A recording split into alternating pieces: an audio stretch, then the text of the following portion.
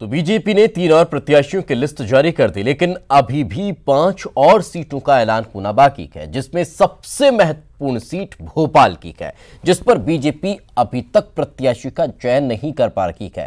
कांग्रेस की बात करें तो 23 मार्च को ही दिग्विजय सिंह ने भोपाल सीट से अब कहीं न कहीं चुनाव मैदान में उतरकर बढ़त लेना शुरू कर दिया है। बीजेपी पर मनोवैज्ञानिक का दबाव बनाना शुरू कर दिया है। पार्टी सूत्रों की माने तो दिग्विजय को टक्कर देने के लिए शिवराज, उमा भारती, साध्वी प्रज्ञा सिंह के नाम पर चर्चा तेज है। वहीं चर्चा में महापौर आलोक शर्मा और वर्तमान सांसद आलोक संजर भी शामिल हैं।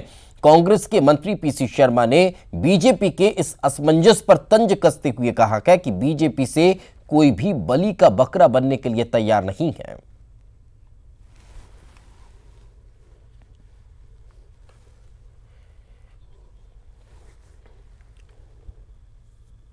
तो और ज्यादा जानकारी के साथ हमारी सहयोगी पूजा माथुर हमारे साथ जुड़ चुकी हैं। पूजा, आखिर चल क्या रहा है? उमा भारती चुनाव लड़ना नहीं चाहती है, शिवराज सिंह चौहान ये कह देते हैं कि मैं चुनाव लड़ना नहीं चाहता हूं, लेकिन हाँ फिर ठीक है कि पार्टी अगर कोई निर्णय करेगी तो हम तैयार हैं। लेकिन क्या समझ में आ रहा है, पार्टी आखिर क्या चिंतन मंथन कर रही है भोपाल को लेकर?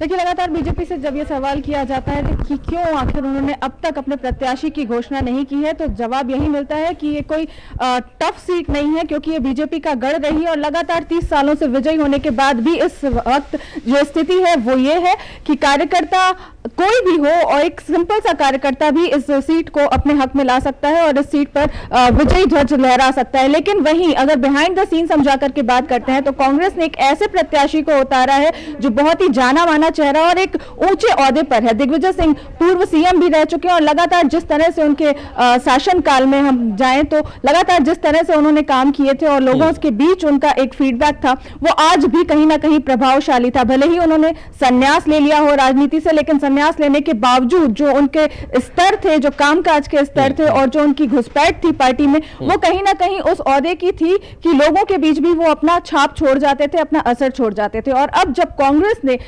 भोपाल सीट से दिग्विजय सिंह को उतारा है तो कहीं ना कहीं पार्टी में ये असमंजस की स्थिति जरूर बनी हुई है और पार्टी मजबूर हो गई है इस मंथन को कि आखिर दिग्विजय सिंह को टक्कर देने के लिए वो उतारे तो किसे उतारे। तो पूजा, सवाल ये है कि पहले भी उमा भारती इस बात से इनकार कर चुकी थी, पहले भी वो आलाकमान को ये बता चुकी थी कि वो चुनाव नहीं लड़ेंगी। उसके बाद ये खबरें निकलकर सामने आई कि संघ उमा भारती को मनाने का प्रयास कर रहा है कि वो भोपाल सीट से उतर जाए। लेकिन कल जो उनका बयान निकलकर सामने आ रहा है कि दिग्विजय सिंह को तो कोई छोटा सा कार्यकर्ता भी हरा सकता है, बड़े नेताओं को इस सीट से उतारना मतलब दिग्विजय सिंह का कद और बड़ा करना। यानी कि अब ये स्पष्ट होता दिखाई दे रहा है कि उमा भारती चुनाव बिल्कुल भी लड़ना नहीं चाहती है। तो अब क्या शिवराज सिंह चौहान दूसरा नंबर रहते हैं या फिर सेकंड जनरेशन के कोई नेताओं को अब मौका मिल सकता है? देखिए, जैसे मैं पहले आपको बता रही थी कि दिग्विजय सिंह इस सीट से उतर चुके हैं और बहुत ही छाप छोड़ने वाले ये नेता रहे हैं और इसी के टक्कर में अब जो भी आएगा तो ऐसा कह सकते हैं कि कोई ना कोई पार्टी का ट्रम्प कार्ड ही इन्हें टक्कर देता हुआ दिखाई देगा। और साथ ही साथ जो चुनौती रहेगी वो ये कि अगर शिवराज भी या उमा भारती भी जैसे नाम आ रहे थे सामने। चलिए पूजा, मैं आपको रोकना चाहूंगा, हमारे साथ बीजेपी प्रवक्ता रजनीश अग्रवाल जी जुड़ चुके हैं। रजनीश जी, बहुत बहुत स्वागत आपका। जी धन्यवाद। रजनी जी, क्या आप सेकंड जनरेशन का कोई नेता उतरेगा? उमा जी अगर कह रही हैं कि दिग्विजय सिंह के सामने बड़े नेता को उतारना मतलब उनका कद और बड़ा कर देना, तो फिर क्या लगता है सेकंड जनरेशन आएगी अब? देखिए, आपका सवाल अच्छा है, लेकिन इसका उत्तर केवल केंद्रीय चुनाव समिति, केंद्रीय नेतृत्व द्वारा घोषित प्रत्याशी के द्वारा ही दिया जा सकता है। तो इसलिए मैं तो ये इस अटकल या किसी प्रकार की जो भी कैटेगरी है उसके बारे में बोल नहीं सकता। चल क्या रहा है पार्टी में, थोड़ा सा ये भी बता दीजिए ना कि फिर दिक्कत किस बात की है? आपके सारे नेता चुनाव लड़ने से इनकार कर रहे हैं। उमा जी कह रही हैं कि मैं चुनाव नहीं लड़ूंगी, यहाँ पर अगर मैं चुनाव लड़ूंगी तो दिग्विजय सिंह का कद और बड़ा हो जाएगा। शिवराज जी कह रहे हैं कि मुझे चुनाव लड़ना नहीं है। तो आखिर क्यों सब भागना चाह रहे हैं भोपाल से? बात बहुत स्पष्ट है। भारतीय जनता पार्टी को जो लंबे समय से जानते हैं कि भारतीय जनता पार्टी में निर्णय संगठन लेता है, नेता विशेष या कार्यकर्ता विशेष निर्णय नहीं लेता है। और अगर किसी नेता को, कार्यकर्ता को प्रत्याशी बनाना होगा, छोटा हो या बड़ा, सेकंड जनरेशन का हो या फर्स्ट जनरेशन का, वो केवल केंद्रीय नेतृत्व तो तय करेगा और उसको वह निर्णय सिरोधार्य होता है। आपने कालांतर में कई ऐसे निर्णय देखे होंगे। इसलिए ये बात तो बेमानी है कि कोई इस प्रकार का व्यक्तिगत तौर पर लड़ने ना लड़ने का कोई मामला है। हमारे हर नेता ने कहा है, चाहे आदरणीय शिवराज जी हो, उमा जी हो या कोई, उन्होंने अपना पक्ष रखा है, अपना सुझाव है, बाकी निर्णय संगठन का है। वो संगठन जो निर्णय लेगा हम उसे पूरी तन्मयता के साथ में पूरा करेंगे। अच्छा रजनीश जी, आपको ऐसा नहीं लगता एक आम कार्यकर्ता के नाते, अगर आप इसका जवाब देंगे तो ज्यादा अच्छा होगा, आपको ऐसा नहीं लगता कि 23 तारीख को दिग्विजय सिंह का नाम डिक्लेयर हुआ भोपाल सीट पर, वे लगातार चुनाव प्रचार में लगे हुए हैं, आपका प्रत्याशी अभी तक घोषित नहीं हुआ, ऐसा नहीं लग रहा कि एक लीड वे लेते हुए चल रहे हैं भोपाल सीट पर? ये आपका मत हो सकता है, भारतीय जनता पार्टी का मत नहीं है। भारतीय जनता पार्टी संगठन के तौर पर काम करती है, महज एक कोई प्रत्याशी नहीं। वहां तो दिग्विजय सिंह जी काम कर रहे हैं। कांग्रेस कहाँ है? अलग अलग धड़ों में बटी कांग्रेस है। कल आपके ही चैनल पर मैं किसी दूसरे नेता की कहानी सुन रहा था। तो सवाल ये है कि आने वाला प्रत्याशी जो भी होगा वो भारतीय जनता पार्टी संगठन की दम, कार्यकर्ताओं की क्षमताओं के आधार पर विजयी होगा। संगठन जागृत से कब, अभी हमने 2 दिन पहले ही धरना दिया है, लगातार गतिविधियां जारी हैं, सम्मेलन हो रहे हैं, कार्यक्रम आयोजित हो रहे हैं। तो संगठन की ताकत के दम पर भारतीय जनता पार्टी का छोटा बड़ा प्रत्याशी हो जीतता है।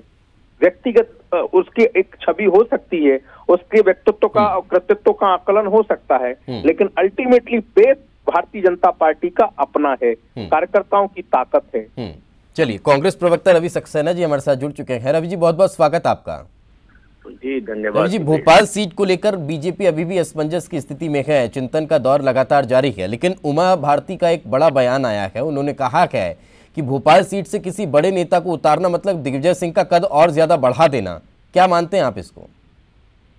नहीं, देखिए, दिग्विजय सिंह जी का कद तो वैसे ही इतना बड़ा है कि शिवराज सिंह चौहान से लेके और उमा जी से लेके और कैलाश विजयवर्गीय से लेके सारे नेता भाग खड़े हुए हैं। सबको कहाँ गए? सब तो यहीं घूम रहे हैं। नहीं, सीट से भाग खड़े हुए हैं, चुनाव लड़ने के लिए तैयार है तो यही, शारीरिक रूप से तो यही है, पर मानसिक रूप से भाग चुके हैं। तो निश्चित रूप से भारतीय जनता पार्टी आज राजा दिग्विजय सिंह जी के सामने कोई कैंडिडेट खड़ा करने की स्थिति में बची नहीं है। और जो भारतीय जनता पार्टी बड़ी बड़ी बातें करती है, आज उनके पास एक नेता नहीं बचा है। शिवराज जी ने सारे नेता खत्म कर दिए हैं, भोपाल के तो कोई नेता बचे ही नहीं है जो कि उनके सामने खड़े हो पाए। अब इधर उधर से लाने की बात थी तो वो भी सब भाग खड़े हुए। तो नेता तो आपके पास भी नहीं था जो आप दिग्विजय जी को भोपाल से लेकर आ गए, उनकी सीट छुड़वा कर। भोपाल के नेता को खड़ा करना था ना भोपाल से। नहीं, भोपाल के ही हैं एक तरह से वो तो। एक तरह से, चलिए जवाब लेता हूँ रजनी जी। रवि जी कह रहे हैं कि वो तो भोपाल के ही हैं एक तरह से। एक तरह से नहीं, वो भोपाल के सर तो उनके अपने हैं, जो चाहे वो गढ़े दिग्विजय सिंह जी के पक्ष में, उससे मुझे कोई गुरेज नहीं है। दिग्विजय सिंह जी के जहाँ के हैं वो सबको पता है, आपको भी पता है, और क्यों यहाँ लाए गए, क्यों यहाँ से प्रत्याशी बनाए गए, वो भी आप मीडिया को बखूबी पता है और मध्य प्रदेश के लोगों को भी पता है कि 30-35 साल से भारतीय जनता पार्टी यहाँ जीत रही है। तो उनको निपटाने के लिए जो स्पीकर ऑन करके मोबाइल तो रजनी जी, बात यही है ना कि चलिए ठीक है, उन्होंने तो स्वीकार की चुनौती, आपके नेता क्यों स्वीकार नहीं कर पा रहे? अपना प्रत्याशी जरूर उतारेगी और करारी शिकस्त दिग्विजय सिंह जी को देगी, जनता के आशीर्वाद के दम पर, कार्यकर्ताओं की शक्ति के दम पर। और ये बात तय है, और यही बात हमारे नेता बार बार कह रहे हैं। ये क्यों चाह रहे हैं कि कोई बड़ा नेता आए? इनकी क्यों डिमांड है? कभी मोदी जी की मांग करते हैं, कभी शिवराज जी की, कभी उमा जी की, कभी इस नेता की। मतलब ये चाहते हैं कि दिग्विजय सिंह जी की कहीं फोर्स कर उनके बड़ी हार। रवि जी मांग कर तो रहे हैं ना। अजय सिंह राहुल भैया ने एक दिन कह दिया था कि नहीं, हमें तो मोदी जी ही चाहिए, उनके बिना काम नहीं चलेगा, नरेंद्र मोदी चाहिए, नरेंद्र सिंह तोमर से काम नहीं चल पाएगा। तो मांग तो कांग्रेस के ही नेता कर रहे हैं ना। वो उन्होंने व्यंग में कहा है, जब कोई नेता खड़ा नहीं होने को तैयार है, सारे लोग भाग खड़े हुए हैं। मध्य प्रदेश के नेता नरेंद्र सिंह तोमर जो है वो ग्वालियर से मुरैना भाग गए, भोपाल आने को तैयार नहीं। मैंने आपको कहा कैलाश जी तैयार नहीं, उमा जी तैयार नहीं, शिवराज जी तैयार नहीं, यही 4 बड़े नेता हैं। तब ये चारों जब तैयार नहीं है तो भैया ले आओ मोदी जी को, उनको तो तैयार तो सिंधिया जी भी नहीं थे इंदौर से लड़ने के लिए, इसीलिए इतना लंबा समय लग गया गुना सीट डिक्लेयर होने में। कर रहे थे, अपने क्षेत्र में काम कर रहे थे, उनका तो गुना और शिवपुरी क्षेत्र से लड़ना निश्चित था। उसमें उनके लिए कहीं इंदौर सीट के बारे में बात ही नहीं थी। निश्चित रूप से आज भारतीय जनता पार्टी खैर बात तो थी आप तक भले ना पहुंची हो, लेकिन एक और सवाल रजनीश जी से मैं ले लेता हूं। रजनीश जी, मेरा सवाल ये है कि क्या ऐसा लग रहा है कि जिस तरह की छवि अभी दिग्विजय सिंह की प्रदेश में देखने को मिल रही है, भोपाल में देखने को मिल रही है, हार्डकोर हिंदुत्व का चेहरा लेकर वे आगे बढ़ रहे हैं, तो क्या अब बीजेपी के लिए भी एक ये चुनौती है कि हार्डकोर हिंदुत्व का चेहरा फ्रंट फुट पर रखकर चुनाव लड़ना होगा? देखिए, ये हार्डकोर या सॉफ्टकोर हिंदुत्व तो नहीं है दिग्विजय सिंह जी का, चुनावी हिंदुत्व तो है जो चुनाव के समय उमड़ के आया है। मैं आपके चैनल पर कालनेमी का उदाहरण मैंने दिया था कि साधु के वेश धरने से कालनेमी साधु नहीं हो गया था। तो लोग जानते हैं वो क्या है, क्या थे, क्या रहेंगे। उन्होंने रावण ने भी कई प्रकार की जो चुनौतियां इस देश को देने का काम किया है वो किसी से छिपा हुआ नहीं है। इसको लोग बहुत अच्छे से पहचानते हैं और भोपाल भी बहुत अच्छे से जानता है। तो ये चुनावी हिंदुत्व बात कर रहे हैं। रवि जी, संक्षेप में जल्दी से जवाब दे दीजिए।